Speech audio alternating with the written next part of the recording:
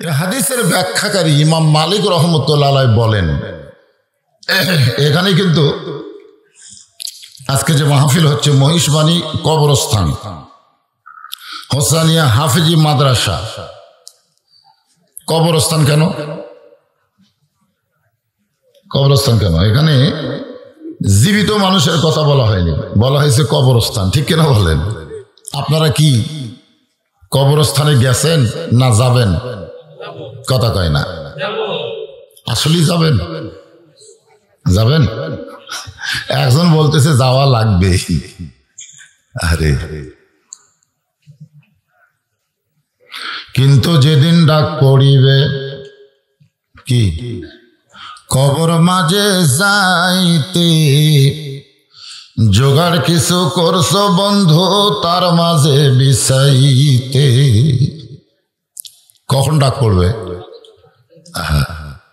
আজকে আমরা যে ঘোরাফেরা করতেছি, রাস্তায় ঘুরতেছি, গল্প করতেছি, ও যারা তাবারক পাক করতেছে ওরা কিন্তু আগুন দিয়েই করতেছে। জোরে খান কথা ঠিক কিনা? আমি তো চিন্তা করলাম ওরা তাবারক পাক করার সময় এশার নামাজ আসলো, কি নামাজ? এখন যারা তাবারক পাক করলো আগুন ঠেলতেছে, তারপরে যদি নামাজ না পড়ে, যে আগুন ঠেলতেছে সে আগুনকে 70 বার ধৌত করা হয়েছে।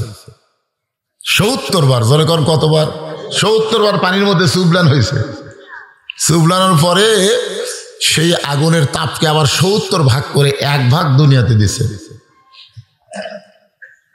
তাহলে জাহান্নামের আগুন কত পাওয়ারফুল! যারা আগুন দিয়ে তাবারক করতেছে এরা যদি একবার চিন্তা করে যে আমরা ঈশান নামাজ বাদ দিয়ে যে তাবারক বানাচ্ছি, এটা কি তাবারুক থাকলো? তাবারুক মানে কি? ওয়াজের শেষে কি দেওয়া হবে? কথা কয় না। তাবারক দেওয়া হবে। তাবারাকাল্লাযী। কোরআন শরীফে সূরা মুলকের প্রথমে কি বলা হয়েছে? তাবারাকাল্লাযী। তাবারক মানে আপনারা বোঝেন? আমি কিন্তু ভাত খাইনি, আমি তাবারকই খাচ্ছি। হ্যাঁ, আমি কিন্তু ভাত খাইনি, কারণ আমি জানি ভাত প্রতিদিনই খাই, কিন্তু তাবারক কি সবদিন পাওয়া যায়? পাওয়া যায় না তো। এই জন্য আজকে আমি তাবারকই আগে খাইছি। সেই স্বাদ, খালি স্বাদ।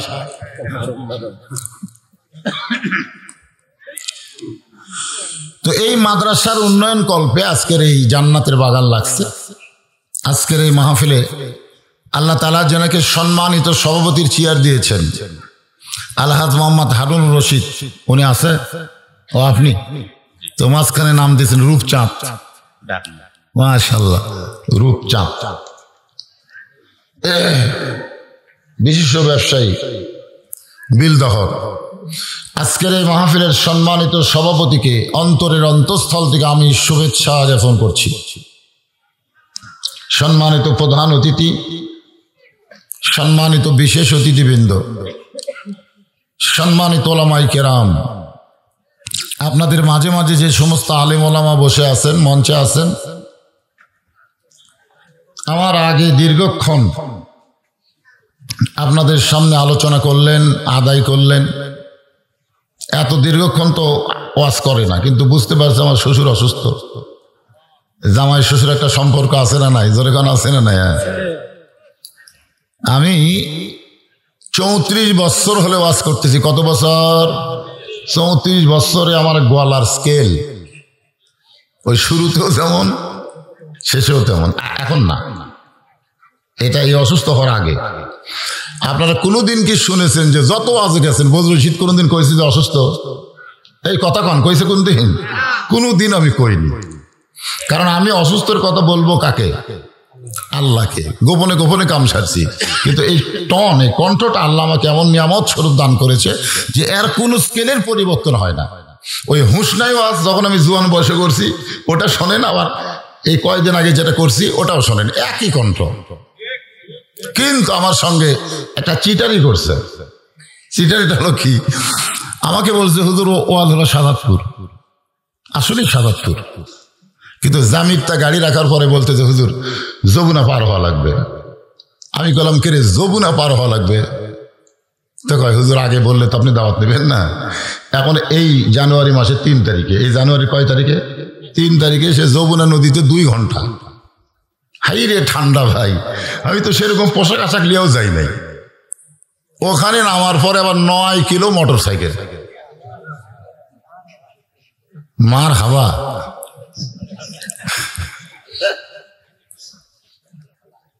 যাই হোক, মাহফিল একেবারেই বন্ধ করে দিছে। ডাক্তার কইছে যে আপনি মোবাইল ধরতে পারবেন না, মোবাইল ধরলেও আপনার কণ্ঠ আর ফিরবে না, ইশারা দিয়ে কাম করবেন, যখন যেটা লাগবে ইশারা।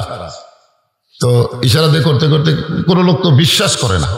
আসলে বক্তারা অসুস্থ হলে মানুষ কিন্তু সহজে বিশ্বাস করে না, মনে করতেছে অন্য জায়গার টাকা বেশি পায়, ওই জায়গায় মারতেছে। কথাটা বুঝলেন? এইরকম কিন্তু মনে করে। আপনাকে এখানে একবার আমার মিস হয়েছিল না, আমাকে দাওয়াতই দেয়নি। দাওয়াত যদি না দেয় মিস কেমনে? আপনারা তো বলতে পারেন যে ভাই হুজুর আসলো না, তার ডকুমেন্ট কি? দাওয়াত নেওয়ার ডকুমেন্ট আছে না নাই? আছে না নাই? এইবার তো আমাকে দাওয়াত দিতে, তার একটা কাগজ নাই? এ সরকার আছে না নাই?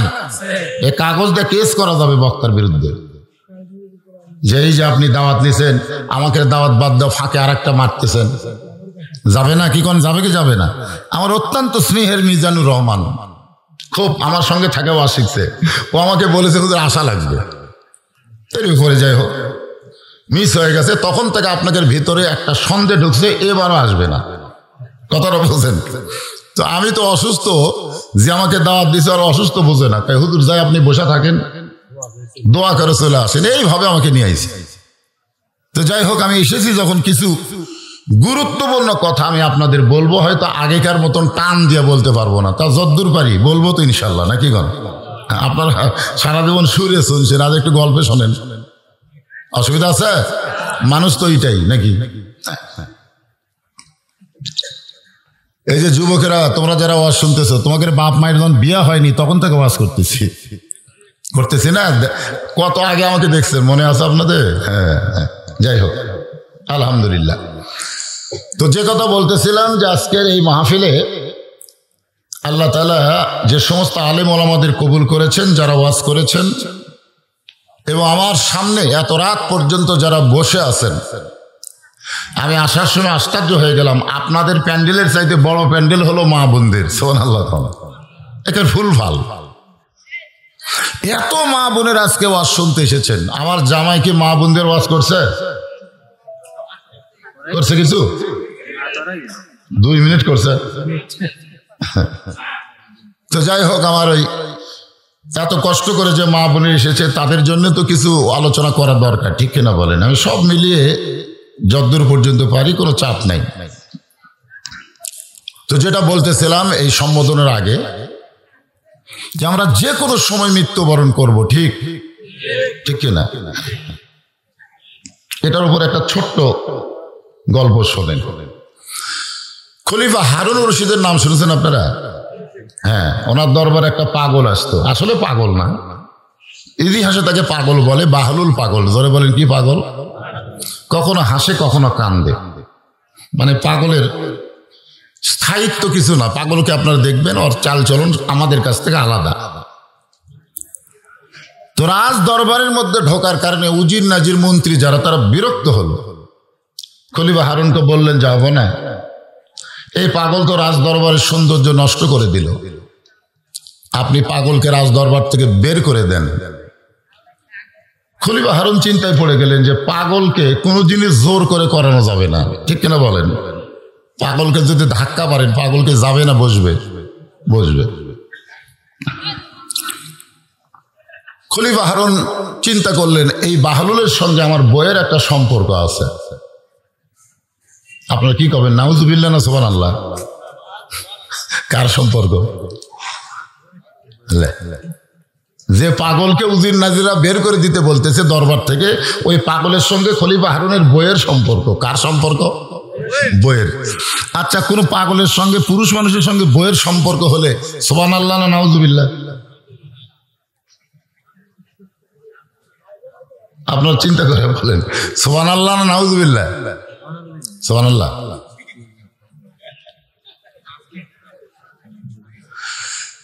জুবাইদার সম্পর্ক শারীরিক ভাবে নয়, জুবাইদার সম্পর্ক হলো রুহানি ভাবে। জোরে খান সুবহানাল্লাহ। এবার সুবহানাল্লাহ কইতে কোন আপত্তি আছে? একটা হলো রুহানি সম্পর্ক, আর একটা হলো জিসমানি। জিসমানি মানে শরীর। আল্লাহ ওয়ালাদের সঙ্গে মানুষের সম্পর্ক হয়, এটা কি শারীরিক না রুহানি? হ্যাঁ, রুহানি সম্পর্ক। খলিফা হারুন দেখলেন পাগলকে জোর করা যাবে না। তিনি পাগলকে সুন্দর করে কাছে ডেকে বললেন, ভাই, আমি আপনার মাধ্যমে একটা কাজ করাতে চাই, আমি আপনার মাধ্যমে একটা কাজ করাবো, আপনি কি করে দিবেন? বাহলুল পাগল বলতেছে, যাবো না, আমি একটা পাগল মানুষ, এই পাগলকে দিয়ে আপনি কি কাজ করবেন? খলিফা হারুন বললেন, কাজটা হলো আমার একটা লাঠি, আমার একটা কি, এই লাঠিটা তোমারে দিলাম, তোমার চাইতে বোকা মানুষ যদি খুঁজে পাও এই লাঠিটা তারে দিয়ে দিও। বাহলুল পাগলের হাতে লাঠি দিলেন। বাহলুল পাগল হাসতে হাসতে দরবার থেকে বের হয়ে গেল। খলিফা হারুন বললেন, উজির নাজির মন্ত্রীরা, আর কোনোদিন বাহলুল পাগলকে তোমরা দরবারে পাবা না, কারণ এর চাইতে বোকা মানুষ খুঁজে পাবে না, লাঠি দেওয়ার কামও শেষ হবে না। আসলেই তাই, কয়েক বছর বাহলুল পাগল আর খলিফা হারুনের রাজ দরবার আসেনি। খলিফা হারুন দুর্বল হয়ে যখন বিছনায় পড়ে গেছে, আমরা যতই সবল হই একসময় কিন্তু দুর্বল হবই, ঠিক কিনা বলেন? আপনারা বলেন তো, পৃথিবীতে কেউ খাড়া হয়ে মরে? যত মানুষই মরে গেছে পড়ে মরিছে, শুয়ে মরিছে, বিছনায় মারা গেছে, জোরে কোন কথা, ঠিক কিনা? হ্যাঁ। এমন সময় বাহলুল পাগল লাঠি নিয়ে হাজির। খলিফা হারুন অসুস্থ অবস্থায় মুসকে মুসকে হাসার বলে, বাহলুল, এখন পর্যন্ত বোকা মানুষ খুঁজে পাও নাই, এত বছর পরেও লাঠি তোমার হাতে দেখতে পাই। বাহলুল পাগল বলে, যাবো না, আজকে মনে হয় পাওয়া যাবে। খলিফা হারুন বলে, পাগল, তুমি আসলেই পাগল, আজকে ঘরের মধ্যে আমি আর তুমি দুইজন, আজকে বোকা মানুষ কোথায় পাবা? বাহলুল পাগল বলে, যাবো না, আপনি যেই জায়গায় শুয়ে আছেন জায়গার নাম কি? বলে, জায়গার নাম হলো বাগদাদ। আপনাকে যদি 10 দিনের জন্য মক্কা মদিনার সফরে যেতে বলা হয়, আপনি বলেন তো বাগদাদ থেকে মক্কা মদিনার সফরে কেমনে যাবেন? খলিফা হারুন বলে, বাগদাদ হলো আমার চীনা, আর মক্কা মদিনা হলো আমার অচেনা। চীনা শহর থেকে অচেনা শহরে যদি যাই তাহলে মাল সামানা জোগাড় করে রওনা দেওয়া লাগবে ভাই। এই চীনা শহর থেকে অচেনা শহরে গেলে মাল সামানা জোগাড় করি রওনা দেওয়া লাগবে। বাহলুল পাগল বলে, যাবো না, এই দুনিয়ার একটা শহর থেকে আর একটা শহরে 10 দিনের জন্য যদি আপনি মাল সামানা জোগাড় করে রওনা দেন, এখনই যদি আপনার মৃত্যু হয়, তাহলে আখিরাতের ওই বিশাল সফরের জগতে আপনি কতটুকু মাল সামানা জোগাড় করেছেন? খলিফা হারুন ছোট বাচ্চার মতন কান্না শুরু করে দিয়ে বলে, বাহলুল, ওই জগতের জন্য তেমন কোনো মাল সামানা জোগাড় করি নাই। বাহলুল পাগল বলে, তাহলে আপনার লাঠি আপনি নেন। এই দুনিয়াতে আসার পরে মৃত্যু তার সামনে আছে এটা জানার পরেও যারা আখিরাতের সম্বল জোগাড় করে না, কবরের পাতেও জোগাড় করে না, তারা হলো দুনিয়ার সব চাইতে বড় বোকা। এই যুবকেরা ঠিক কইল না, ওরা মনে করতেছে আমরা তো এখন মরতেছি না। কি মনে করতেছেন আপনার? বলেন তো, মরার চিন্তা দাদা বেশি করে না লাঠি বেশি করে? কেন করে? আমাদের যাদের এইরকম আকিদা যে বুড়া হলে মানুষ মরবে, জুয়ানে মরবে না, এটা কি ইমানি আকিদা না কুফুরি আকিদা?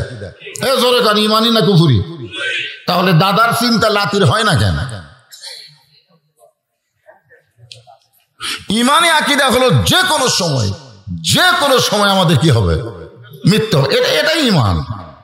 আজকে গোরস্থানের উদ্যোগে মাহফিল, যারা মরে গেছে তারা কিন্তু চাবে প্রত্যেক দিন এরকম একটা করে মাহফিল হোক। জোরে কোন কথা, ঠিক কিনা? কারণ এখানে আলেম ওলামা আসার কারণে, কোরআন হাদিসের আলোচনা হওয়ার কারণে অন্তত যতক্ষণ মাহফিল চলবে ততক্ষণ তাদের কবরের উপরে আল্লাহ রহমতের বাতাস হবে। জোরে কোন সুবহানাল্লাহ। এখানে নাম দিয়েছেন ইসালে সব মাহফিল। ইসালে সব মানে কি? তাদের জন্য সব আমরা কিছু বক্সায় দিব, এই জন্য তারা খুশি না বেজার? খুশি। আর আমরা যারা জীবিত আছি তাদের খবর কি? হ্যাঁ, এই জন্য যে কথাগুলো বলি একটু মনোযোগ দিয়ে শুনবেন। যে কোনো সময় যাওয়া লাগবে, আমরা বোকা হয়ে যাব না, আমরা চালাক হয়ে যাব। রাজি আছেন তো? আল্লাহ বলেছেন, আইয়ুহাল্লাযীনা আমানুল্লাহা হাক্কা তুকাতিহি ওয়া লা তামুতুন্না ইল্লা ওয়া আনতুম মুসলিমুন। আল্লাহু আকবার। আল্লাহ বলতেছেন তোমরা মুসলমান না হয়ে মরো না। আমরা তো সকলেই মুসলমান। আমরা যারা আজকের মাহফিলে বসেছি আমরা সকলে কি? যারা বলবেন না তাদের কি সন্দেহ আছে নাকি? জবান খুলে বলেন আমরা সকলে কি? আরো জোরে। কিন্তু আল্লাহ কেন বললেন মুসলমান না হয়ে মরো না? তার মানে বোঝা গেল আমরা যতই মুসলমান দাবি করি মরার সময় মুসলমান হয়ে মরা সহজ না কঠিন? বাইরের সত্য কথাগুলো, হক কথাগুলো একটু জবান দিয়ে বলেন। এখানে অসংখ্য ফেরেস্তা আছে, আছে না নাই? দরকার আছে না? এই ফেরেস্তাগুলো আপনার জান্নাতের একটা সাক্ষী হবে। হ্যাঁ, তা এর জন্য একটু দেন। তো ইমাম মালিক রহমতুল্লাহ হাদিসের কথা কি আপনাদের মনে আছে না ভুলে গেছেন? যে হাদিসটা দেওয়া শুরু করলাম, ইমাম মালিক রহমতুল্লাহ হাদিসের ব্যাখ্যায় বলেছেন আল্লাহ যখন হাকিম হইয়া আমাদেরকে আসামি করে বিচার শুরু করবেন, এই বিচারের সময় যে প্রধান মাধ্যম তার নাম হলো মিজান। জোরে কান, তার নাম কি? মিজানের খবর আপনারা জানেন? মিজান, মিজান, হ্যাঁ মিজান। আমরা এখন মনে হয় বাংলাদেশের উচ্চারণ করতে পারবো না। আর বাংলা কি যে এরকম ধরে ধরে দাড়ি পল্লা, ধরে কার নাম কি? এখন উচ্চারণ করা যাবে? দাঁড়িপাল্লা সংসদ থেকে, হাইকোর্ট থেকে কি করছে? নিষিদ্ধ করছে। দাঁড়িপাল্লা বাংলার জমিন আর চলবে না। এখন বলেন দাঁড়িপাল্লা বাংলাদেশের হাইকোর্ট থেকে নিষেধ করেছে, কিন্তু আল্লাহর কোরআনের দাঁড়িপাল্লা কেউ কোনোদিন নিষিদ্ধ করতে পারবে? ওয়াল ওয়াজনা বিল কিসতি ওয়ালা তুখসিরুল মিজান। আল্লাহ যে বিচার করবেন এই বিচারের মধ্যে কোনো আপনাদের সন্দেহ আছে নাকি? নেকির চাইতে পাপ বেশি হয়ে গেছে। ওজন করার পরে নেকির চাইতে কি কথা কয় না?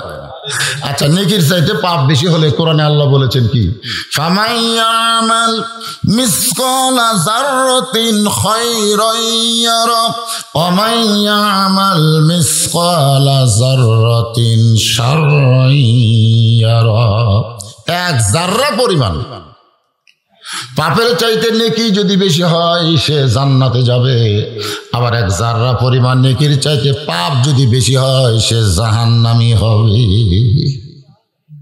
তো দেখা যাচ্ছে যে নেকির চাইতে পাপ অনেক বেশি। এখন আপনারাই বলেন আল্লাহ কি রায় দিবে? কথা কয় না। আল্লাহ জাহান্নামের রায় দিলেই জাহান্নামীরা জাহান্নামের দিকে যাবেন। আল্লাহ বলেছেন ওয়াসিকাল্লাযীনা কাফারু ইলা জাহান্নামা যুমারা। নেকির চাইতে পাপ বেশি হওয়ার কারণে তাদেরকে জাহান্নামের ফেরেশতা ধাক্কানো শুরু করবে। কি করবে? যাওয়ার সাবে জাহান্নাম যাওয়ার সাবে ধাক্কায়া ধাক্কায়া জাহান্নামে নিয়ে যাবে। আবার আল্লাহ বললেন ওয়াসিকাল্লাযীনা তাকাউ রাব্বাহুম ইলাল জান্নাতি যুমারা। জান্নাতীদেরকেও জান্নাতের ফেরেশতা ধাক্কায়া ধাক্কায়া জান্নাতে নিয়ে যাবে। আপনারা বলেন কি আল্লাহ এখানে ভুল কইছে? না না না, একটু চিন্তা করে দেখেন তো। জাহান্নামে যাওয়ার চাবে না দেখে কি, কিন্তু জান্নাত কি যাওয়ার চাবে না? জোরে কারণ জান্নাতে যাওয়ার চাবে না। এরপরেও ফেরেশতারা ধাক্কায় ধাক্কায় জান্নাতে নিয়ে যাবে। সাহাবীরা জিজ্ঞাসা করলেন এ রাসূলুল্লাহ, জান্নাতের খবর শুনলে তো আমরা খুশি মনে দৌড় দিব, এখানে ধাক্কার কি দরকার? আল্লাহ রাসূল বললেন প্রত্যেকটা জান্নাতি বান্দাদেরকে জান্নাতে বরণ করার জন্য আল্লাহ ৭০,০০০ দরজা নির্মাণ করবে। সুবহানাল্লাহ। কত হাজার? মূল জান্নাতে যাওয়ার আগে ৭০,০০০ জান্নাত প্রবেশ করার দরজা। যেরকম প্রধানমন্ত্রী যদি নাটোর আসে, আপনি কি করেন? নাটোর খালি একটা গেট বানায়, ওই সিরাজগঞ্জ রোড থেকে বনপাড়া হয়ে এদিকে বগুড়া দিয়ে গেট বানাবে। অথচ প্রধানমন্ত্রী রাস্তা দিয়ে আসবেই না, কারণ প্রধানমন্ত্রী জানে ভাঙ্গা রাস্তা গেলে মাজা থাকবি না। জোরে কোন কথা ঠিক ছিল? আসলে প্রত্যেকটা গেটে লেখা আছে প্রধানমন্ত্রীর আগমন শুভেচ্ছা, প্রধানমন্ত্রী ঠেকা। বগুড়া থেকে প্রধানমন্ত্রী যদি যত দামি জিবে বা যত দামি কারে চল মাইকে চলে যদি নাটোর আসবার চায় মাজা থাকবি, অথচ গেট বানাতো স্যার। প্রধানমন্ত্রী কি গেট দিয়ে আসবে না ওপর দিয়ে আসবে? তারপরে এত গেট নির্মাণ করার খবর যখন প্রধানমন্ত্রীর কাছে যাবে, প্রধানমন্ত্রী গেটের নিচ দিয়ে না আসলেও তার মনটা বড় খুশিতে বাগবাগ হয়ে যাবে, আমাকে ভালোবাসার কারণে গেট বানাইছে। জনগণ যেমন প্রধানমন্ত্রীকে ভালোবেসে শত শত গেট বানায়, আমার আল্লাহ জান্নাতি বান্দা বান্দিদের ভালোবেসে 70,000 দরজা বানাবে। আরে খুশি হয়ে সুবহানাল্লাহ কোন। তো এখন প্রথম দরজা যাই বুঝছেন, জান্নাতের মনে করবে এটাই দরজা, এটাই জান্নাত। জান্নাতের মনে করবে এটাই জান্নাত, লেটাস করে বসে যাবে। ফেরেশতারা বলতেছে ওটা, না না না জান্নাত পাইছি, কিসের ওটা ওটা ওটি। ফেরেশতা বলতেছে আপনি কি পাগল হলেন, এটা জান্নাত না তো, এটা কেবল প্রথম গেট। আপনাকে জান্নাতে সাদর সম্ভাষণ জানার জন্য প্রথম গেট বানাইছে, ওঠেন। উঠপার চাবে না, জোর করে তুলবে। আর এক গেটে এসে যেই বসবে তখন ফেরেশতাকে আল্লাহ বড় বিপদে পড়লাম। এভাবে যদি প্রত্যেক দরজায় একবার করে বসে 70,000 বার বসবে, এরকম জান্নাতে কেমনে নিয়ে যাবো? আল্লাহ কয় যখনই বসবার চাবে তখনই মারবো ধাক্কা, ধাক্কায় ধাক্কায় জান্নাতের দরজায় নিয়ে যাবে। সুবহানাল্লাহ বলেন। জান্নাতের দরজায় যাওয়ার সঙ্গে সঙ্গে আল্লাহ বলবেন সালামুন আলাইকুম তিবতুম ফাদখুলুহা খালিদিন। আমার পক্ষ থেকে তোমাদেরকে সালাম। সুবহানাল্লাহ কর না কেন? কে সালাম দিবে? আল্লাহ। আল্লাহ আমাকে সালাম দিবে। সুবহানাল্লাহ কর না? জান্নাতের দরজা খুলে দিবে আর বলবে ফাদখুলুহা খালিদিন, একবার প্রবেশ করো আর কোনোদিন বের হওয়া লাগবে না। আল্লাহ এই কথা বলার পেছনে কারণ হলো আমাদের মধ্যে কিছু তেড়া জান্নাতে আছে না নাই? তেড়া জান্নাতি বলছেন না? জান্নাতের দরজা যে বলবে আল্লাহ আমরা জানি এর আগে আমাদের বাবা আদমকেও আপনি জান্নাতে ঢুকেছিলেন, ঢুকে আবার জান্নাত থেকে বের করে দিয়েছেন, আমাদেরকেও জান্নাতে ঢুকে আবার বের করবেন নাকি? এই জন্য আল্লাহ বলতেছেন ফাদখুলুহা খালিদিন, একবার ঢুকলে তোমাদেরকে আর বের হওয়া লাগবে না। সুবহানাল্লাহ। বান্দার বলবে তাহলে আমাদের বাবা আদমকে আমাদের মা হাওয়াকে জান্নাতে রাখার পরে কেন বার করে দিলেন? দেখেন সন্তানের বাপের উপরে দয়া আছে না নাই? এ যেরকম আছে না নাই? এই দয়ার চোটে আমরা বলবো আল্লাহ তাহলে আমাদের বাবা আদমকে আপনি জান্নাত থেকে বের করে দিলেন কেন? আল্লাহ বলবেন তোমাদের বাবা আদম জান্নাতে প্রবেশ করেছিল ইবাদত ছাড়া, কোনো ইবাদত করে নাই, ইবাদত ছাড়া জান্নাতে প্রবেশ করলো। আমি আল্লাহ তাকে জান্নাতে একটা ইবাদত দিলাম, সেই ইবাদত হলো ওয়ালা তাকরাবা হাযিহিশ শাজারা ফাতাকুনা মিনাজ জালিমিন। ইবাদত মানে হলো আল্লাহর হুকুম। যেরকম ইবাদত মানে কি? তোমাকে তো আমি 5 ওয়াক্ত নামাজ দিছি, এই যে ফজরের নামাজ কেটে কি জাতা কথা নাকি? ইমাম গাজ্জালি বলেছেন শীতের রাত্রে ওযু করে ফজরের নামাজ পড়া বদর যুদ্ধের শামিল। যেরকম সুবহানাল্লাহ। এটা কি জাতা কথা মনে করছেন? এই শীতের রাত্রে ঠান্ডা পানি দিয়ে ওযু করে ফজর নামাজ পড়বি কে পড়বে? এক পাগলা ছাড়া। কার পাগল? কথা কনা কার পাগল? যে শোনে সালাতু খায়রুম মিনান নাওম, শোনার সঙ্গে সঙ্গে দেখবেন পাগলারা ল্যাপক মারে লাগতে মারে না। ল্যাপ কিন্তু এই ফজরের আজান কিন্তু ওরও 8 ঘন্টা পরে নামাজ, 8 ঘন্টা পরে। এখন ওটা লাগবে কেন? যে যারা এই নফসের তাবেদার হয়ে কয় ঠিক আছে 8 ঘন্টা পরে যখন নামাজ হয় 10টা মিনিট ঘুম পাড়ি, ফজরের আজান শোনার পরে কেউ যদি ঘুমাই ভাই ওই আর ফজর পাবি না, কারণ এই ঘুমটা হবি শয়তানি ঘুম। ধরে কোন কি ঘুম? শয়তান। আর সালাতু খায়রুম মিনান নাওম শোনার সঙ্গে সঙ্গে ল্যাপ তোষককে লাত্তি দিয়ে যখন ঠান্ডা পানিতে ওযু করে মসজিদে রওনা দেয়, তারা যেন কোনো নামাজে না বদর যুদ্ধে শামিল হয়। সুবহানাল্লাহ। আল্লাহ বলবেন তোমাদের বাবা আদম আগে জান্নাত পাশে, তারপরে গোলামি শুরু হয়েছে, গাছের কাছে যাওয়া চলবে না।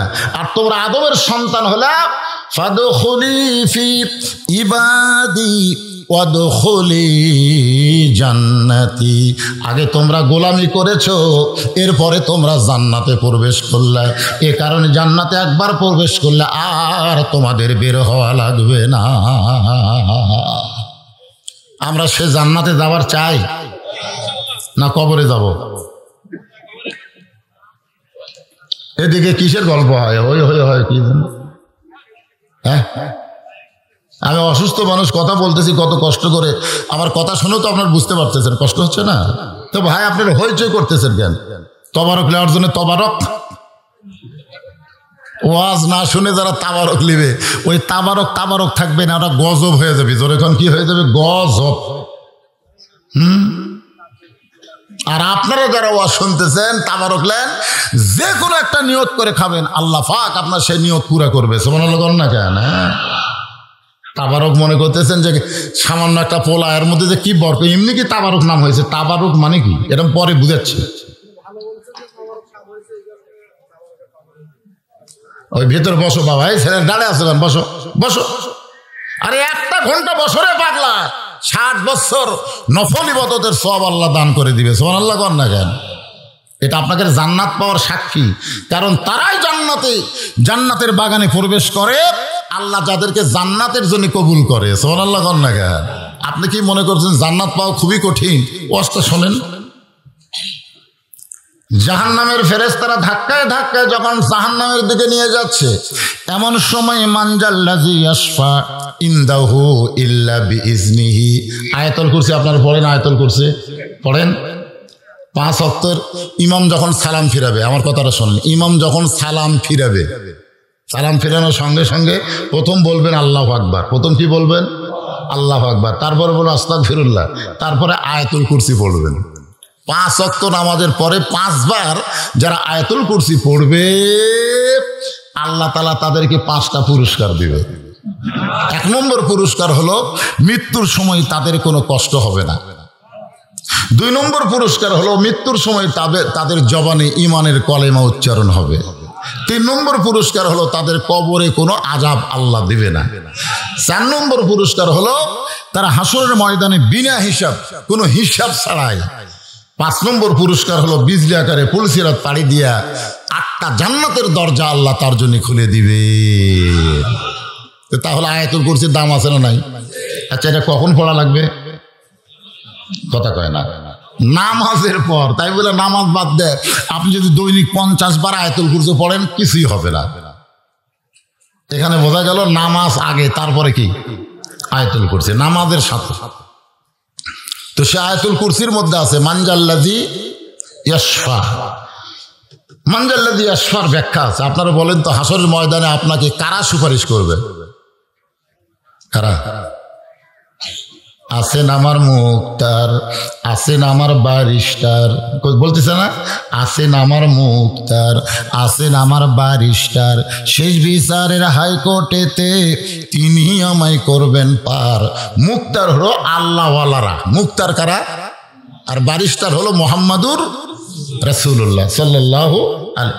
আচ্ছা, মুক্তার বুঝতেছেন না? আগে উকিল, তারপরে ব্যারিস্টার। আগে কি কথা কয় না? দুনিয়াতে ছোট কোনো আসামি, ছোট আসামি, ওই কি ব্যারিস্টার ধরে? কথা কয় ব্যারিস্টার ধরে। ওই আগে তো উকিল ছিল না, আগে ছিল মুক্তার। আগে কি ছিল? যারা মুরব্বী আছে তারা বুঝতে পারবেন। আগে কি ছিল? মুক্তার। এই মুরব্বীরা কথা কন না কেন? আগে কি ছিল? উকিল নামা ছিল না। এই গজলটা যখন লেখছে তখন উকিল ছিল না, তখন মুক্তার আর ব্যারিস্টার।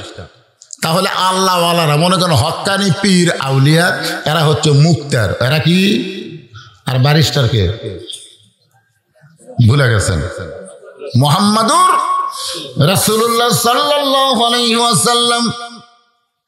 আল্লাহ কোরআনে বলেছেন, ইয়া আইয়ুহান নাসু তাকু রাব্বাকুম ওয়াকশাউ ইয়াওমান লা ইয়াজি ওয়ালিদুন আন ওয়ালাদিহি ওয়ালা মাউলুদুন হুয়া জাজিন আন ওয়ালিদিহি শাইয়া। মানুষ রে, সেই দিনকে তোমরা ভয় করো যেদিন পিতা পুত্রকে চিনবে না, পুত্র তার মাকে চিনবে না, বাবাকে চিনবে না। তোমরা সেই দিনকে ভয় করো। আপনারা বলেন তো সেই দিনের নাম কি? জোরে কোন, সেই দিনের নাম কি? সেই দিন হলো হাসরের ময়দান।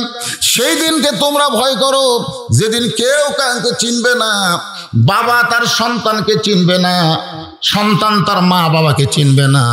এ কথা কি আমার না আল্লাহর?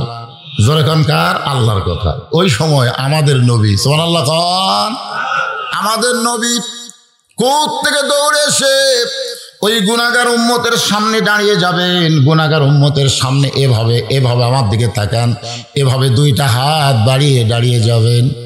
জাহান্নামের ফেরেশতা বলবে, কে গো আপনি? কে? এই গুনাহগারের সামনে আপনি দাঁড়ালেন। নেকির চাইতে পাপ বেশি হওয়ার কারণে আল্লাহ জাহান্নামের রায় দিয়েছে।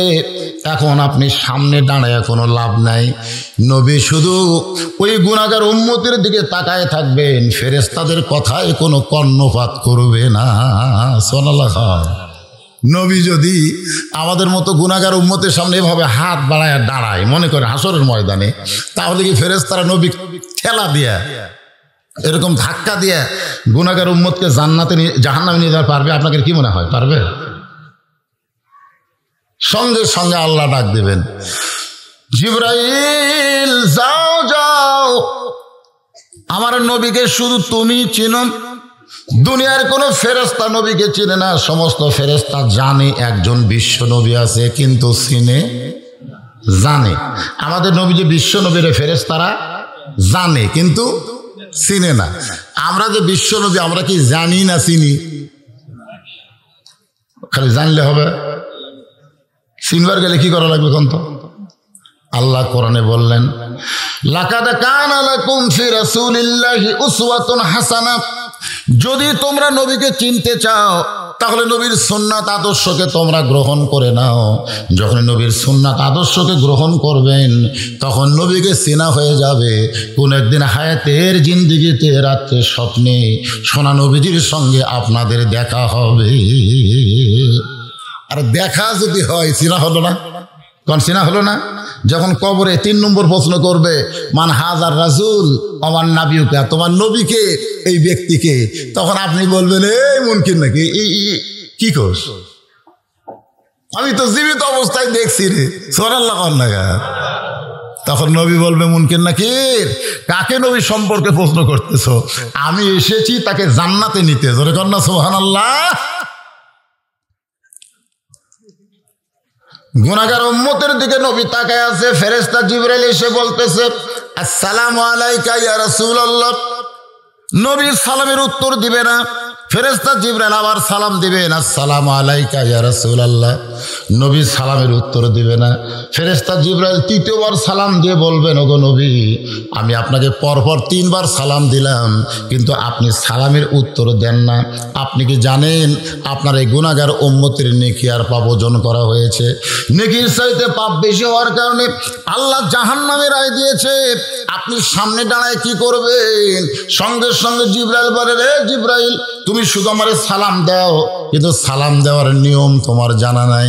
ফেরেশতা জিবরাইল বলল, ইয়া রাসূলুল্লাহ, 24,000 বার আপনাকে সালাম দিয়েছি, আপনি কোনোদিন সালামের ভুল ধরলেন না। আজকে আপনার গুনাহগার উম্মতের সামনে কি ভুল হইল? আল্লাহ নবী বলতেছে, সালামের 1 বচন হলো কা, 2 বচন হলো কুমা, 3 বচন হলো কুম। তুমি আমার আসসালামু আলাইকা বললা, কিন্তু আমার গুনাহগার উম্মতকে কেন বাদ দিলা? জিবরাইল বলে, হুজুর, এর সালাম দিয়ে কোনো লাভ নাই, কারণ নেকির চাইতে পাপ বেশি হওয়ার কারণে আল্লাহ জাহান্নামের রায় দিয়েছে। তাকে সালাম দিয়ে কি হবে? আল্লাহ নবী বললেন, জিবরাইল, তোমার আল্লাহ বাদ দিবার পারে জান্নাত থেকে, তুমিও বাদ দিবার পারো, কিন্তু আমার গুনাহগার উম্মতকে আমি কোনো সময় বাদ দিবার পারবো না। সুবহানাল্লাহ, জোরে কর। হ্যাঁ। তো ফেরেশতা জিবরাইল বলতেছে, হুজুর, তাহলে আপনি কি করবেন? আল্লাহ রাসূল বলতেছে, আল্লাহ হাকিম হয়ে আমার উম্মতকে আসামি বানায় বিচার করেছে, আমি ব্যারিস্টার সে জায়গায় থাকতে পারলাম না। এই বিচার আল্লাহ করতে পারে, কিন্তু আমি নবী, আমি মানি না। আমি আল্লাহর দরবারে আমার এই উম্মতকে নিয়ে আবার আপিল করলাম। সুবহানাল্লাহ। কি করছে আপিল। আমরা সেই নবী পাইছি ভাই। নবী আপিল করে গুনাহগার উম্মতকে নিয়ে যাবেন। আল্লাহ নেকি আর পাপ ওজন করে, নেকির চাইতে পাপ বেশি। আল্লাহ বলবেন হাবিব দেখেন তো আপিল করে কি হলো, এই যে নেকির চাইতে পাপ যে বেশি। সঙ্গে সঙ্গে নবী এই যে জামা দেখতেছেন, এই জামার ডান পকেট থেকে কি যেন বের করে নেকির পাল্লায় দিবে। সঙ্গে সঙ্গে আল্লাহ নেকির পাল্লার ওজন বাড়ায়া দিবে। আল্লাহ বলে হাবিব আপনি কি দিলেন? নবী কয় আপনি সবই জানেন, আমি কি দিলাম আপনি জানেন না? আপনার ইবাদতের নেকির চাইতে পাপ বেশি হয়েছে, কিন্তু আমার দরুদের মহব্বতের নেকি যেটা আমার কাছে রওজা মুবারকে জমা আছে, যে প্রতিদিন আমার প্রতি দরুদ পড়তো, সালাম দিত, সেই নেকি যে ফেরেশতা আমার কাছে জমা দিত, সেই নেকিটা নেকির পাল্লায় দিলাম। আল্লাহ বলে হাবিব আমার যদি ইবাদতের একটা নেকিও না থাকতো, আর আপনার মহব্বতের দরুদের নেকি যদি থাকে, সেই নেকির উসিলায় আপনার উম্মতকে, আমার বান্দাকে আমি জান্নাত দিয়ে দিলাম। জোরে কর না সুবহানাল্লাহ। তাহলে সেই নবীর প্রতি দরুদ পড়তে আমাদের কোনো আপত্তি আছে ভাইজান? যখনই দরুদ পড়বো জোরে আসতে, হ্যাঁ, সাল্লাল্লাহু আলাইহি ওয়াসাল্লাম। আসেন আমরা কবরস্থানকে সামনে নিয়ে আমার মা বোনদের জন্য বলবো, মা আপনারা এত রাত ধরে যা, এ ভাই ওটা বসা করবেন না, ওটা বসা করলে আমি মোনাজাত করে দেব। আপনারা কি মোনাজাত এখনই চাচ্ছেন? ওটা বসা করতেছেন কেন? পেশাব আপনারা রাত 9টার সময় শুলে রাত্রে কয়বার পেশাব করেন? এই আপনারা যে রাত 9টা 10টার সময় বিছানায় ঘুমান না, এই ঘুমায় গেলে কয়বার রাত্রে পেশাব করেন? কয়বার? একবারও করেন না। তাহলে বোঝা গেল আপনাদের কাছে কোরআনের চাইতে ঘুমের দাম বেশি। ঘুম আসলে পেশাব করেন না, চেতন থাকলে করেন কেন? আপনারা কোন জায়গায় বসে আছেন জায়গাটা খেয়াল করেন। জান্নাতের বাগানে পেশাব লাগলেও যদি একটু কষ্ট করে পেশাবকে দমন করে আপনি বসাই থাকেন, এই কোরআনের উসিলায় পেশাব জাতীয় যত ব্যারাম আল্লাহ ভালো করে দিবে। আপনি বলেন তো, এই যে গোরস্থান, যে কবরস্থানের কথা লেখা আছে, এই গোরস্থানে সবচাইতে বেশি আযাব কার হবে? ভাই কথা কয় না। আল্লাহ রাসূল বলেছেন কবরে ওই ব্যক্তির সবচাইতে বেশি আযাব হবে যে পেশাব থেকে পবিত্র হয় না, সবচাইতে বেশি আযাব হবে। তাহলে সেই পেশাবটা আমাকে কন্ট্রোল করার দরকার আছে না নাই? দরকার আছে না? হ্যাঁ, ওই যে উঠে যাচ্ছেন, পেশাব করতেছেন, আসতেছেন, এমন পেশাব শুরু হবি যে ঢিলা কুলুপ দেও আপনি থামাবার পারবেন না। পানি খরচ করার পরে যখন উজু করবার যাবেন তখন দেখবেন আবার টপ টপ টপ টপ করে আসবে। কতগুলো লোকের আসে না? দরকার আসে কি? আমার কাছে বহু লোক বলছে হুজুর এই যে পেশাব লাফালাফি করলাম, পানি খরচ করলাম, মনে করলাম আর নাই, উজু করবার যাই গেছি দেখি টুপ টুপ টুপ টুপ, তুই বেয়াদবি করছো। এই কোরআনের মহব্বত, আনুনাজ্জিলু মিনাল কোরআনি মা হুয়া শিফাউ ওয়া রাহমাতুল লিল মুমিনিন। মুমিনদের যাবতীয় রোগের ঔষধ হিসাবে আল্লাহ কোরআনকে নাজিল করেছে। জোরে কর না সুবহানাল্লাহ। সেই কোরআনের মাহফিলে বসে এত ঘন ঘন ওঠেন না বাজান। আমি খুব লম্বা টম্বা কথা বলবো না, যে সামান্য সময় একটু বলবো, একটু কষ্ট করে হলেও। 1 ঘন্টা হচ্ছে কেবল। আমি উঠছি 11টার সাথে, এখন বাজতেছে 12টার 7। শেষ করে দেব? কি কয় সারা রাত তো ওঠা বসা এক এক শ্রোতা এক এক মানের। যারা ফজরের নামাজ পড়বে আর যারা পড়বে না, এগুলা কিন্তু বোঝা যায় না? যখন যায় কি যায় না? ও তো ঘন ঘন উঠতেছে, কারণ কি? ওরা বুঝাচ্ছে হুজুর আমাকে ওটা দেখে ওয়াজ শেষ করবি আর পোলা দিবি, আমরা লিয়ে বাড়িতে যাবো। ওরা নামাজের ধান্দাত নাই, একটাও যাবি না। এত রাত 12টা 7 পর্যন্ত চেতন থাকে, ওই পোলা ছাড়া যাবি? আমরা কি জানি না? জানি, ওই পোলা লিয়েই যাবি। কিন্তু তারপরও ওই যে ঘন ঘন ওঠে, ওই কোনার থেকে কয়েকটা উঠলো আবার আসলো। এটা কি টাকা দান করলো? এখন দেওয়া মানে কি? ও ছুঁয়ে দিচ্ছেন ওর কাছে। ঠিক, একটু মহব্বত না জিকির করেন, লা ইলাহা ইল্লাল্লাহ, লা ইলাহা ইল্লাল্লাহ, লা ইলাহা ইলাহা ইল্লাল্লাহ লা ইলাহা ইল্লাল্লাহ লা ইলাহা ইল্লাল্লাহ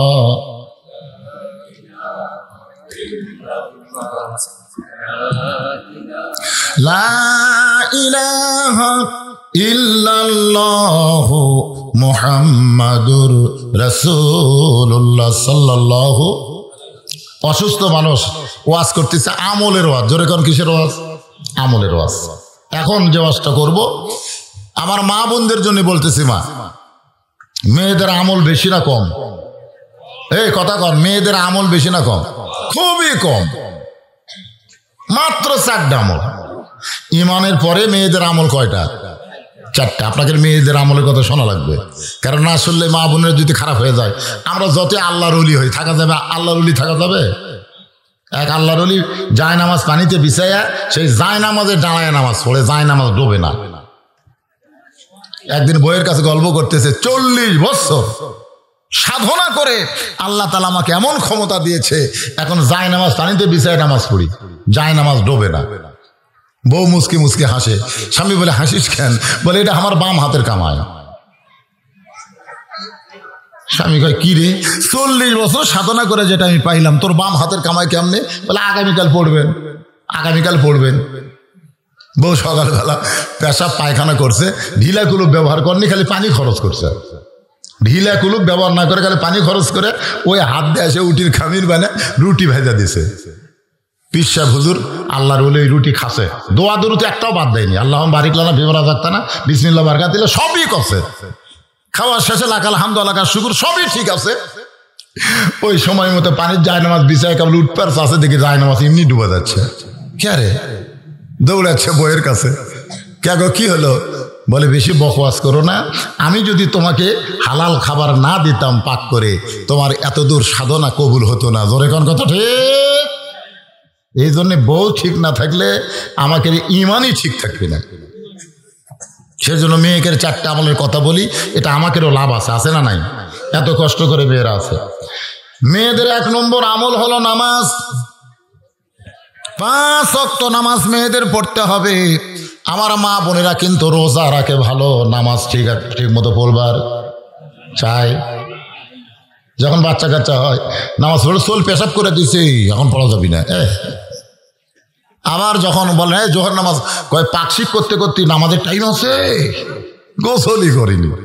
এই নামাজে আমার মায়েরা বড় অসতর্ক।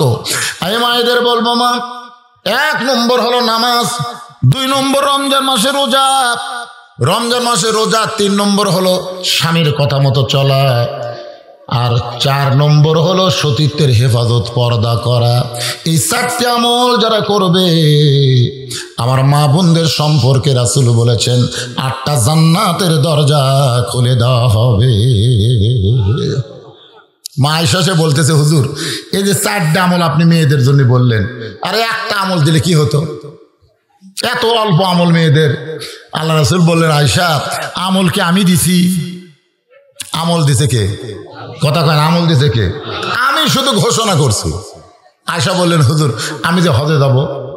আল্লাহ রাসূল বললেন, লা ইয়াকাল্লিফুল্লাহু নাফসান ইল্লা উসআহা। এটা কিন্তু আল্লাহ কোরআন শরীফে বলেছেন। জোরে গান সুবহানাল্লাহ। লা ইয়াকাল্লিফুল্লাহু নাফসান ইল্লা উসআহা। তুমি পারবা না এমন কিছু আল্লাহ তোমাকে চাপায়া দিবে না। মেয়েদের জন্য হজ করার কথা যদি থাকতো তা আল্লাহ আমাকে আগেই বলতো, কিন্তু না, হজের কথা তো বলেনি। খামাখা আয়েশা বলতেছে আমি যাবই যাব। আল্লাহ রাসূল রাগ করে বললেন, তোমার দায়িত্ব আমি নিবার পারবো না। যখন রাসূল বলতেছে তোমার দায়িত্ব নিবার পারবো না, এরপরে কি আর হজ করার নিয়ত করা দরকার আছে? এরপরে মা আয়েশা অল্প বয়স, বোঝেন না, 6 বছরে বিয়ে আছে, 9 বছরে সংসার আইছে, 18 বছর বয়সে নবী বিদায় নিয়েছে। তারা চিন্তা করে দেখেন, একের অল্প বয়সের বউ হলে যা হয়। আপনারা যা 2 বিয়ে করছেন, একটা বড় বউ আর একটা ছোট বউ, দেখবেন ছোট বউয়ের প্যাকনা বেশি। জোরে এখন কথা ঠিক কিনা? যারা কি 2টে আছে তারা বুঝতেছে। আরে একটা যারা কি বুঝবি? একটা বউ যার কি তারা বোঝার মতন কোনো বুদ্ধি নেই, হয় জাহান্নাম না হয় জান্নাত। জোরে এখন কথা ঠিক? 2টা করলে বুঝবার পারবেন যে বউ কাক কয়। আমার মায়েরা আবার মনে করেন না যে হুজুর দুই বিয়ে করার কথা বলতেছে, তার না। আল্লাহ তাআলা কোরআন শরীফে যখন বিয়ের আয়াত নাজিল করলেন তখন বললেন 2টা বিয়ে করো, 3টা বিয়ে করো, 4টা বিয়ে করো, যদি না পারো তাহলে একটা নিয়েই ধৈর্য ধরো।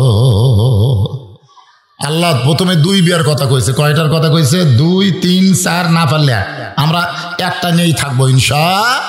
জোরে কান ইনশাআল্লাহ। আসুন, এমন সময় আব্দুর রহমান বোনের কান্না থেকে সহ্য করতে পারলেন না, নবীর কাছে এসে বলতেছে, ইয়া রাসূলুল্লাহ, আমার বোন আয়েশা যখন হজ করতে যাবে আমি যদি দায়িত্ব নেই তাহলে কি হবে না? রাসূল বললেন, মুহরিম ব্যক্তি যদি দায়িত্ব নেয় তাহলে মেয়েরাও হজে যাবার পারবে। সুবহানাল্লাহ। আব্দুর রহমান মা আয়েশাকে নিয়ে হজে যাচ্ছেন। মসজিদে আয়েশা, যারা হজ করছেন তারা জানেন মসজিদে আয়েশা, ওই জায়গায় এসে মা আয়েশার মাসিক ব্যারাম শুরু হলো। মেয়েদের একটা ব্যারাম আছে, প্রতি মাসে 3 দিন 5 দিন 7 দিন, হয় কি হয় না? ধরে কেন হয় কি হয় না? ওই ব্যারাম শুরু হয়ে গেল। আয়েশা বলতেছে, ভাইজান আমার যে মাসিক শুরু হলো।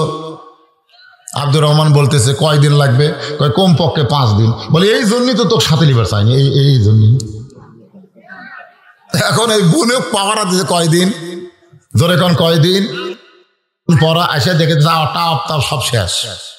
জানে না তো নবী মুআল্লিম, নবী শিখাবে, তারা শিখবে, কিন্তু বোনের দায়িত্ব নিয়ে এই দেখেন, বোনের তো হলো না, নিজেরও হলো না। যাকে আমরা মেয়েদের আদর্শ বলি, খাতুনে জান্নাত ফাতেমা তো জোহরা, নবীর কাছে এসে বললেন, বাবা মেয়েদের জন্য যে 4টে আমল দিয়েছে বাবা, এর মধ্যে সবচাইতে গুরুত্বপূর্ণ আমল কোনটা? আল্লাহ রাসূল বললেন, মেয়েদের সবচাইতে গুরুত্বপূর্ণ আমলের নাম হলো পর্দা। জোরে কর না সুবহানাল্লাহ। নিজের মেয়েকে আল্লাহর নবী বলতেছেন মেয়েদের সবচাইতে গুরুত্বপূর্ণ আমল হলো পর্দা। দেখেন কেন বললেন? কারণ আল্লাহ কিন্তু আমাকে ধরবে আমার মেয়ের ব্যাপারে, আমাকে ধরবে আমার বইয়ের ব্যাপারে। যতক্ষণ আমার মেয়েটাকে বিবাহ দেই নাই ততক্ষণ পর্যন্ত আমার অধীনে মেয়েটাকে পর্দার শিক্ষা দেওয়ার দরকার আছে না নাই?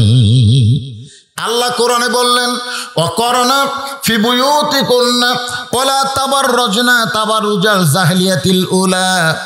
মা ফাতেমা বললেন, বাবা তাহলে পর্দা কিভাবে করব? আল্লাহ রাসূল বললেন, আল্লাহ কোরআনে বলেছেন ঘরের মধ্যে থাকা লাগবে, ঘরের বাহির হওয়া যাবে না। কোনো প্রয়োজনে যদি ঘরের বাহির হও তাহলে হেজাব নিয়ে পর্দা নিয়ে বের হওয়া লাগবে। ওই জাহেলি যুগের মেয়েদের মতন রাস্তাঘাটে মেয়েদের ঘোরা চলবে না।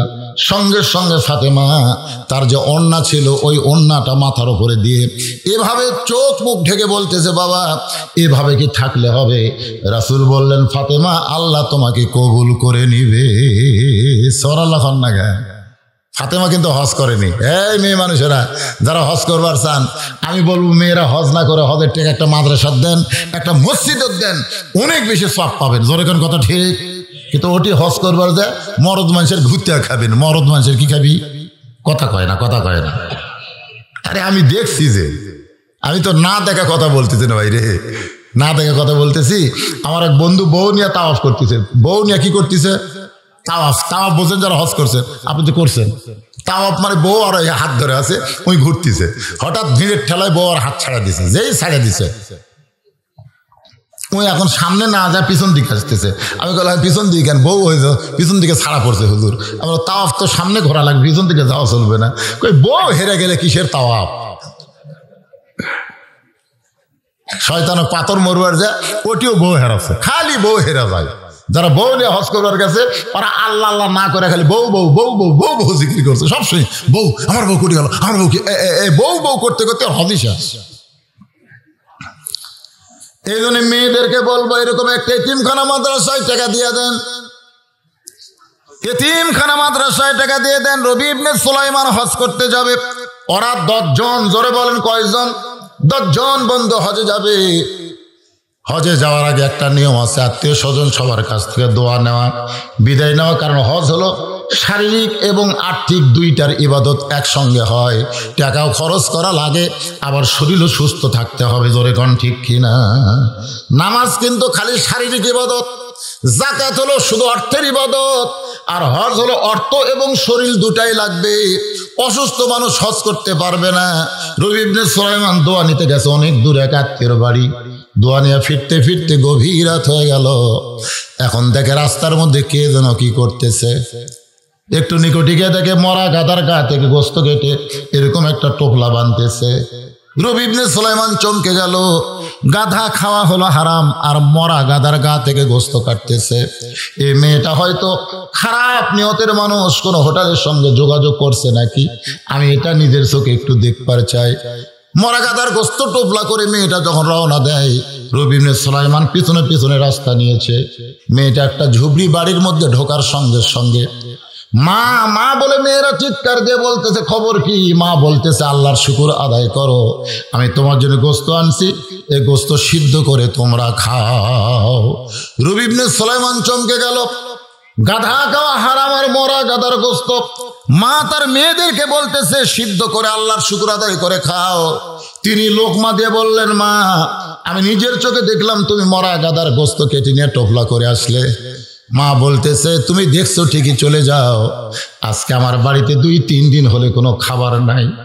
আমার স্বামী ইসলামের যুদ্ধে শহীদ হয়ে দুনিয়া থেকে চলে গেছে। এখন আমার 2টা যুবতী মেয়েদেরকে নিয়ে আমি মা থাকি, বড় কষ্ট। আমাদের খাবার কিছু নাই, মেয়েরা বারবার খাবার চাই, আমি কি করব?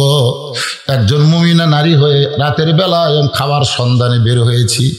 রাস্তার পাশে জীবিত মৃত এটা তাহকিক করতে পারি নাই। আমার মেয়েদের মুখের দিকে তাকায় মরা গাদার গোস্ত এনে দিয়েছি, ওরা সিদ্ধ করে খাবে, ওদের জীবনটা একটু বাঁচবে। রবি ইবনে সুলাইমান কান্দার বলে, মা আমি এবার হজে যাবার চাইছিলাম, আমি আর হজে যাব না, আমার সমস্ত সম্পদ অর্থ সব তোমাদেরকে দান করে দিব। খবরদার তোমার মেয়ে 2টাকে মরা গাদার গোস্ত খাওয়ায় না। তিনি এক দৌড়ে বাড়ি গেলেন। হজের সমস্ত সম্পদ টাকা পয়সা যা আছে এরকম টোপলা করে নিয়ে এসে মেয়ে আর মাদেরকে দিয়ে দিলেন। এবার 2 মেয়ে আর মা আল্লাহর কাছে বলতেছে, আল্লাহ তোমার যেই বান্দা হজ করবার যাওয়ার চায়, কিন্তু আমাদের অভাব থেকে হজে না গিয়ে আমাদেরকে দান করে দিল।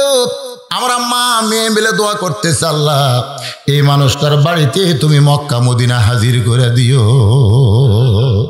রবি ইবনে সুলাইমান বলে, মা উল্টা দোয়া করো না, উল্টা দোয়া কোনোদিন আল্লাহ কবুল করবে না।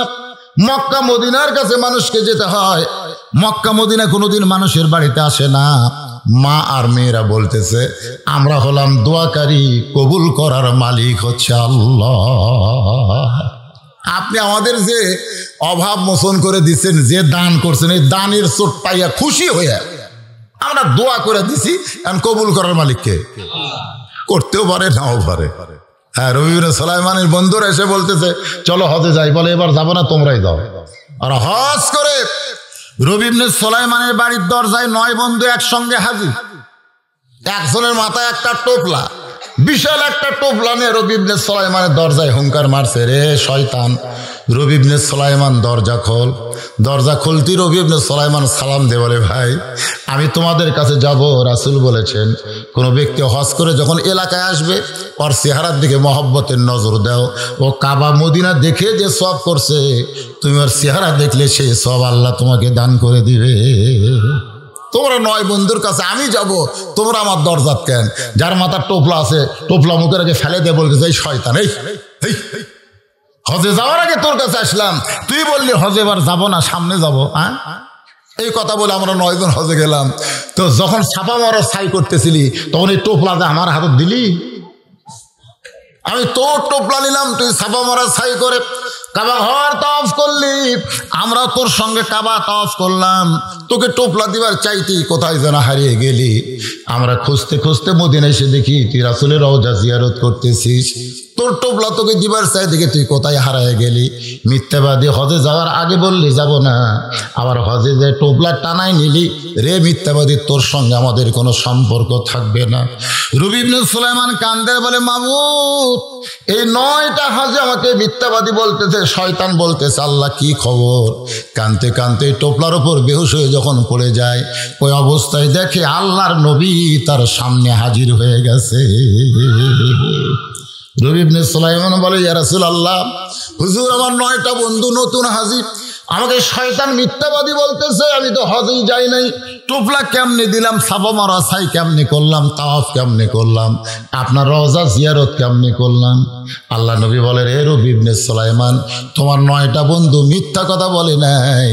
আল্লাহ ওই অসহায় এতিমদের দান করার কারণে, অসহায় এবং এতিমদের দান করার কারণে আল্লাহ তোমার প্রতি এত খুশি হয়েছে।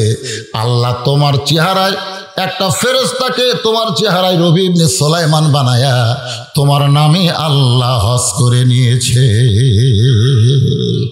তোমার বন্ধুরা বারবার তাকিয়ে দেখেছে। রবি ইবনে সুলাইমান বলে, ঠিক আছে আপনার কথা সত্য, কারণ রাসূল যা বলে মিথ্যা বলে না। কিন্তু হুজুর, এই যে টোপলা ফেলে দিয়ে গেল, এটা কিসের টোপলা? এই টোপলার সম্পর্কে আমি জানতে চাই। সঙ্গে সঙ্গে নবী কোরআন থেকে একটা আয়াত করলেন, ওমা তুনফিকু মিন শাইইন ফি সাবিলিল্লাহি ওয়াফা ইলাইকুম ওয়া আনতুম লা তুজলামুন। আল্লাহ রাসূল কোরআন থেকে আয়াত পড়লেন ওই টোপলার খবর। টোপলাটা আসলে কি? উনি যে অনাথ এতিমদেরকে দান করেছে তার 10 গুণ আল্লাহ তাআলা আবার তাকে দুনিয়াতেই পৌঁছায় দিছে। জোরে কোন সুবহানাল্লাহ। এখান থেকে আপনারা কি বুঝলেন? দান করলে কমে না বাড়ে? আজকে এখনো পর্যন্ত যারা দান করেননি, এরকম কোনো লোক যদি থাকেন যে প্রধান বক্তা অসুস্থ মানুষ, তার হাতে আমরা দিব, যেরকম এখানে কিছু স্লিপ এসে গেছে, আপনাদের মধ্যে এমন কেউ আছে ভাই যে একটা 1000 টাকা দিবেন, আপনি আগামীকাল না পেলেও এক সপ্তাহের মধ্যে 10,000 টাকা বরকত আপনি কি পেয়ে যাবেন। হয়তো আপনি মনে করতেছেন টাকা না ফেলে আল্লাহ তাআলা আপনার সামনে একটা বিশাল বিপদ আছে। সদকাতু তারুদ্দুল বালা, দান সদকা করলে আল্লাহ বালা মুসিবতকে দূর করে দেয়। এরকম কোন 10 জন আল্লাহর বান্দা এখানে আছেন যে একটা করে 1000 টাকা নগদ দিবেন এই মাদ্রাসায়, নবীর এতিম মাদ্রাসায়? কোন আল্লাহর বান্দা পারবেন একটা 1000 টাকা নগদ আল্লাহর রাস্তায় দিবেন? আল্লাহর রাস্তায় উঠে চলে যাওয়ার দরকার নেই, তবারক নিয়ে যাবেন। এই সময় ওটা মানে কি? আপনার কি মাদ্রাসার শত্রু? এই কথা মাদ্রাসার শত্রু। এর টাকা চাইলে যারা ওঠে বুঝবেন এরা মাদ্রাসার দুশ্মন। এরা কোনো সময় চায় না মাদ্রাসা থাক। তুমি উঠে যাও, কিন্তু বসে থাকো। তুমি না দাও, তোমার টাকা ছাড়া মাদ্রাসা চলবে না। সবার টাকা আল্লাহ নেয় না, দিবার চাইলেও নেয় না, বুঝলেন না? এই জন্য মাস মোরা দেখ 100 টাকা আগে দিছে, আর পরে 900 টাকা দিছে। কিডনির পাথর হয়েছিল, দোয়া শেষে। আরে মুরাদ খুব গরিব মানুষ। আরে আগে 100 টাকা দিছে, এখন আবার 900 টাকা দান করেছে, তার কিডনিতে পাথর হয়ে গেছে। সাদকাতু তারুদ্দুল বালা, দান সাদকা করলে আল্লাহ বালা মুসিবত দূর করে দেয়, রাসূল বলেছেন। আমরা মুরাদের জন্য দোয়া করি, আল্লাহ এই দানের কারণে তাকে সাফায়ে কুল্লিয়া দান করুক। সকলে বলে আমিন, জোরে কান আল্লাহুম্মা আমিন। বাবা তো মারা গেছে, তাই না? এই তোর বাবার নাম কি ছিল? আব্দুল সাত্তার। এই মাদ্রাসার, আপনাদের মাদ্রাসার সুপার ছিল। দুনিয়া থেকে চির বিদায় নিয়ে গোরস্থানের কবরে চলে গেছে। তার সন্তান হাতের মধ্যে 2টা 1000 টাকা দিয়ে বলে, হুজুর দোয়া করেন, আল্লাহ দোয়া করি গভীর রাতে তার বাবার কবরকে জান্নাতের টুকরা কবুল করুক। জোরে কোন আমিন। আল্লাহ তাকে জান্নাতের উচ্চ মাকাম দান করুক। জোরে বলে আল্লাহুম্মা আমিন। পরিবারের সকলের প্রতি আল্লাহ খাস রহমত নাজিল করুন। সকলে বলে আল্লাহুম্মা আমিন। ভাইজান, কেউ থাকলে দেন, থাকলে দেন। হ্যাঁ, যারা দান করবেন একটু বলেন। যদি নগদ না পারেন বাকি লেখা দেন, কাগজ কলম নিয়ে বসে। হরদমান নাজমুল হোসেন 500 টাকা দান করছে। আল্লাহ তার দানকে কবুল করেন। আল্লাহ নেক নিয়ত নেক আশা করা। আল্লাহুম্মা আমিন। আমার মা বোনদের কাছে যাবেন, মা বোনেরাও যদি দান করে, আমি আপনাদের কাছে ভাইজান, আমি আপনাদের কাছে, এই গোরস্থানে আপনাদের বাপ মা দাদা দাদি নাই? এই কথা কোন আছে না নাই? আচ্ছা, আপনারা কি এই মহিষমারির লোক না বাহির থেকে সবাচ্ছেন? এই মহিষমারি, এই মাহফিলের, এই মাদ্রাসার, এই আশেপাশের লোক কারা? একটা হাত তোলে তো দেখি। সব বাইরের লোক না ভিতরের লোক? দেখি তো, মাশাআল্লাহ, হাত নামান। বাহিরের যারা তারা একটু হাত তোলেন তো দেখি। বাহিরের তো বাইরের লোকই বেশি, মানে আপনাদের হাতের তুলনায় ওরকম দেখাই যাচ্ছে না। এটা কে দিল? মঙ্গলচাঁদ, বিশিষ্ট ব্যবসায়ী। কত? 5000। কি নাম আপনার? মোহাম্মদ মঙ্গলচাঁদ, বিশিষ্ট ব্যবসায়ী, 5000 টাকা। ধরে বলেন মারহাবা। সবাই বলেন একটু মারহাবা। আচ্ছা, এই যে ভাইরা উঠতেছেন, আপনারা চিন্তা করে দেখেন তো, আপনাকে ওটা কি ঠিক হচ্ছে? আচ্ছা, মানুষকে দান করতেছে না? এই দান করতেছে কি করতেছে না? তা আপনারা উঠতেন কেন? আপনারা যে মারহাবা কর, আমিন কর, আল্লাহ তাআলা আপনাকে দান কর তৌফিক না দিলে সওয়াব তো পাবেন। ভাইরে 5000 টাকা, নাম শুধু মঙ্গল। হ্যাঁ, 5000 টাকা দান করেছে। আল্লাহ তার দানকে কবুল করুক। সকলে বলে আমিন। রওশন সরকার মারা গেছে, ওনার ছেলে দান। রওশন সরকার মারা গেছে, তার ছেলে 1000 টাকা দান করেছে। আল্লাহ তার বাবার কবর জান্নাতের টুকরা বানায় দেন। আল্লাহর একজন বান্দা 500 টাকা দান করছে, আল্লাহ কবুল করেন। আল্লাহুম্মা আমিন। কিছু দান করে দিল, আল্লাহ কবুল করেন। আর একজন আল্লাহর বান্দা 500 টাকা দান করছে, আল্লাহ দানকে কবুল কর। আল্লাহুম্মা আমিন। আর একজন 600 টাকা দান করছে, আল্লাহ যে নিয়তে দান করছে নেক নিয়ত নেক আশাকে আল্লাহ কবুল করেন। আল্লাহর একজন 500 টাকা দান করছে, আল্লাহ দান কবুল করেন। আল্লাহুম্মা আমিন। আর একজন 500 টাকা দান করছে, আল্লাহ কবুল করেন। আল্লাহ তোমার একজন যুবক বান্দা 100 টাকা দান করলো যে নিয়তে। মহিলাদের মধ্যে থেকে এগুলো কি আছে, কত হিসাব করেননি? হ্যাঁ, আগে আমি নিয়ে এটাই প্রথম এই এতগুলো মেয়ে মিলে কয় টাকা? 500 টাকা, 200 টাকা নগদ, 300 টাকা। 500 টাকার মধ্যে 200 নগদ, 300 বাকি দান করেছে। আল্লাহ দানকে কবুল কর। আল্লাহুম্মা আমিন। 500 টাকা একজন বান্দা আল্লাহ নগদে দান করেছে দান, আল্লাহ দানকে কবুল কর। আল্লাহুম্মা আমিন। অনেক দান করতেছে, একটু ধৈর্য নিয়ে বসেন, বাবা বসেন, দেন একবারে দেন, যা দিছে দিছে। মাশাআল্লাহ অনেক টাকা দান করেছে, স্লিপের মধ্যে সব লেখা আছে। আপনারা শোনেন, এই নবীর এতিম মাদ্রাসায়, এই নবীর এতিম মাদ্রাসায় মাত্র 20টা কোরআন শরীফ দান করা লাগবে। এতগুলো মানুষ যাদের বাপ মা কবরে আছে, মাত্র 20টা কোরআন শরীফ এই মাদ্রাসায় দান করা লাগবে। কোরআন শরীফ, জোরে কোন কি শরীফ? এ কথা কন না কেন, কি শরীফ? কোরআন শরীফ।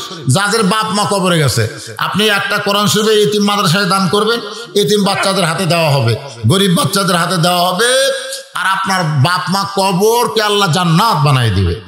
এইরকম করে আল্লাহর বান্দা আছে, একটা কোরআন শরীফ মাত্র 500 টাকা। 500 টাকা দিবেন, আপনার বাপ মার জন্য একটা কোরআন শরীফ দান করার সব আল্লাহ বাপ মার কবরে দিয়ে দিবে। এমন কোন দানবীর সন্তান আছেন যে হুজুর আমার বাপ মা কবরে গেছে, সব কিছু রাইখা হুজুর আজকে কবরে বাপ মা কিভাবে আছে আমি জানি না, হুজুর আমার বাপ মা রুহের মাগফিরাতে এই মাদ্রাসায় কোরআন শরীফ বাবদ আমি 500 টাকা দান করলাম। এরকম একটা সন্তান আসেন, বাপ মা কবর থেকে, বাবা টাকা দেওয়া লাগবে, খালি হাত তুললে হবে না। পকেটে নাই, পকেটে নাই, কি নাম কও? নাম কও, তাহলে এখানে কাছে এসে নামটা ভালো মতো কও। রবিজুল। বাপমার রুহের মাগফিরাতে কোরআন শরীফ বাবদ 500 টাকা। জোরে বলেন মারহাবা। আল্লাহ তার বাপ মার কবরকে জান্নাতের টুকরা বানায় দেখ। জোরে কান আমিন। আরে জোরে বল আল্লাহুম্মা আমিন। আরে মাত্র 20টা কোরআন শরীফ চাইছি, 20টা কোরআন শরীফ। এই যে এরা আগে ওয়াজের সময় এখনো ডিস্টার্ব, এই সময় এরকম করলে হবে, খটখট করে খুললে হবে, মানুষের চোখ কোন দিকে যায়?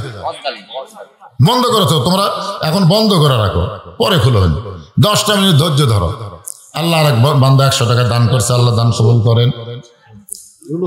ইউনুস আলী 1 মণ রসুন, মাশাআল্লাহ 1 মণ রসুন করবে দান নবীর মাদ্রাসায়, আল্লাহ দানকে কবুল করেন। আল্লাহ নেক নিয়ত নেক আশা পড়ে আল্লাহুম্মা আমিন। আরিফ আলী 2 বস্তা সিমেন্ট দান করেছে, মাদ্রাসা সিমেন্ট লাগবে, 2 বস্তা সিমেন্ট দান করেছে, আল্লাহ দানকে কবুল করে। আল্লাহুম্মা আমিন। নাম হলো জাহাঙ্গীর, 1 মণ ধান দান করেছে, আল্লাহ জাহাঙ্গীরের দানকে আল্লাহ আপনি কবুল করেন। এই তো নগদ পাওয়া গেছে কোরআন শরীফের জন্য 500 টাকা, আল্লাহ দানকে কবুল করেন। বাপ মার এরা সারা রাত খালি খাড়া হয়ে থাকলো, দৌড়াদৌড়ি করলো, হইচই করলো, সারা রাত এভাবে এদের চলে গেল।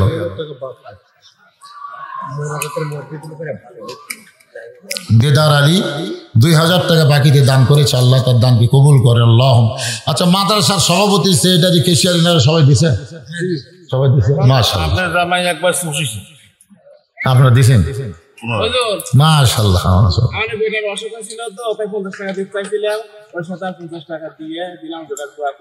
সুস্থ, আল্লাহ এখন সুস্থ, আল্লাহ সুস্থ করে। আল্লাহ বাপ মারা গেছে, বাবার কবর আল্লাহ জান্নাতের টুকরা বানান। সকলে হাত তুলে আল্লাহুম্মা আমিন।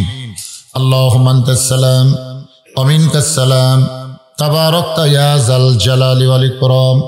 আয় আল্লাহ তাআলা, গভীর রাত পর্যন্ত তোমার পাগল বান্দা বান্দিরা আরামের বাড়ি আরামের ঘুমকে বাদ দিয়া কোরআন হাদিসের মহব্বত, কোরআন হাদিসের মহব্বত কলিজার মধ্যে নিয়া এই জান্নাতের বাগানে বসে বসে কোরআন হাদিসের আলোচনা শোনার শেষে আমি গুনাহগারের সঙ্গে রহমতের দরজায় ফকির হয়ে দোকানা হাত তুলেছি।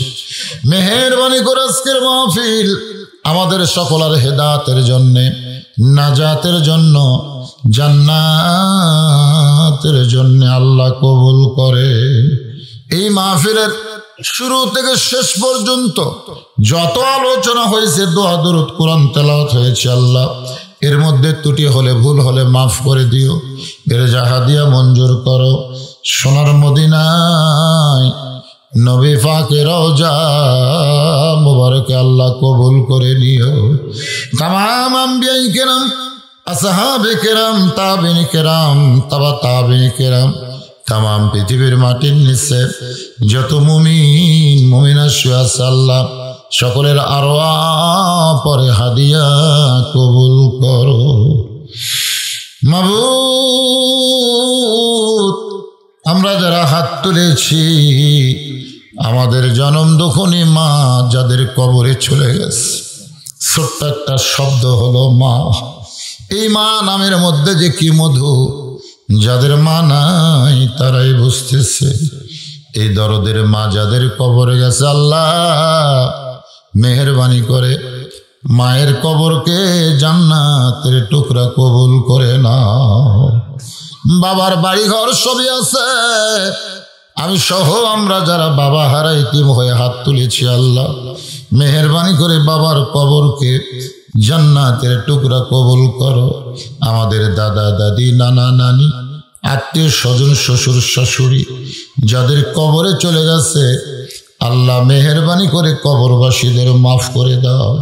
আল্লাহ এই পৃথিবীতে আমরা দাদা দাদি, তার বাপ পর্যন্ত দোয়া করতে পারি, কিন্তু এরপরেও তো অনেক মানুষ আমাদের আপনজন কবরে চলে গেছে, যাদের জন্য দোয়া করবার কেউ নাই দুনিয়ায়।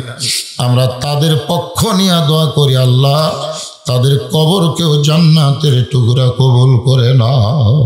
আল্লাহ এ মাদ্রাসাকে কবুল করো। এ গোরস্থানের পাশে মাদ্রাসা, এ গোরস্থানে যত মুর্দা শুয়ে আছে, আল্লাহ সকলের কবরকে জান্নাতের টুকরা কবুল করে নাও। আল্লাহ মাদ্রাসার মহব্বতে নগদে বাকিতে আজকে যারা দান করেছে, আল্লাহ ও মাবুদ সকলের দানগুলোকে জান্নাতের বিনিময় হিসাবে কবুল করে নাও। আল্লাহ এ মাদ্রাসার ম্যানেজিং কমিটির সভাপতি, মাদ্রাসার সহসভাপতি, মাদ্রাসার সেক্রেটারি, মাদ্রাসার কেশিয়ার, আল্লাহ মাদ্রাসার দাতা সদস্য, মাদ্রাসার মহতামে ওস্তাদ তালবে ইলম, আল্লাহ সকলকে তুমি কবুল করো। আল্লাহ আজকের মাহফিলের সম্মানিত সভাপতিকে আল্লাহ তুমি কবুল করো। আজকের মাহফিলের প্রধান অতিথি, বিশেষ অতিথিদের আল্লাহ তুমি কবুল করো। আলেম ওলামাদের কবুল করো, হাফেজ কারীদের কবুল করো, হাজী সাহেবদের কবুল করো, মুরব্বীদের কবুল করো। আল্লাহ যুবকদের কবুল করো, কচি কাঁচাদের কবুল করো।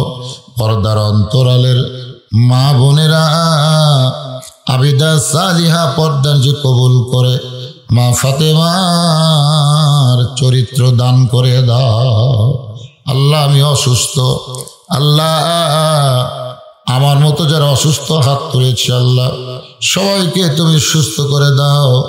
আল্লাহ যারা কষ্ট করে মেহনত করে এত সুন্দর আয়োজন করেছে, আর যারা তাবারক পাক করলো, যারা ভলেন্টিয়ারি করলো, আল্লাহ মেহেরবানি করে সকলকেই তুমি জান্নাতি কবুল করে নাও। আল্লাহ অত্র এলাকার উপরে রহমত আর বরকতের দরজা খুলে দাও। আসমানের বেলা আসমানে নাও, জমিনের বেলা জমিনে ডাবায় দাও। গোটা বিশ্বের মুসলমানকে করোনা থেকে আল্লাহ ওমিক্রন থেকে হেফাজত করো। আমার বাংলাদেশের প্রতি আল্লাহ তুমি খাস রহমত নাজিল করো। আল্লাহ কত মানুষের জানাজার নামাজ আমরা পড়েছি, এই দুই হাত দিয়ে কত কবরে আমরা মাটি দিয়েছি। একদিন আমরা সবাই মরে যাব। একদিন মসজিদের খাটনি আমাদের বাড়ির আঙ্গিনায় চলে আসবে, বড়ই পাতার গরম পানিতে গোসল করায় দিবে, রঙিন কাপড় খসায় সাদা কাপড়ের কাপড় পরাইয়া চকলেটের মতো মোড়ায় ফেলবে। মরি যখন যাব আল্লাহ, যেদিন মৃত্যু হবে দিনটা যেন জুমার দিন হয়, মাসটা যেন রমজান মাস হয়। ইমানের সাথে ইজ্জতের সাথে এই দুনিয়া থেকে বিদায় নেওয়ার সময় আমাদের জবানে জারি করে দিও লা ইলাহা ইল্লাল্লাহু মুহাম্মাদুর রাসূলুল্লাহ সাল্লাল্লাহু আলাইহি ওয়াসাল্লাম। আসসালামু আলাইকুম ওয়া রাহমাতুল্লাহি ওয়া বারাকাতুহু।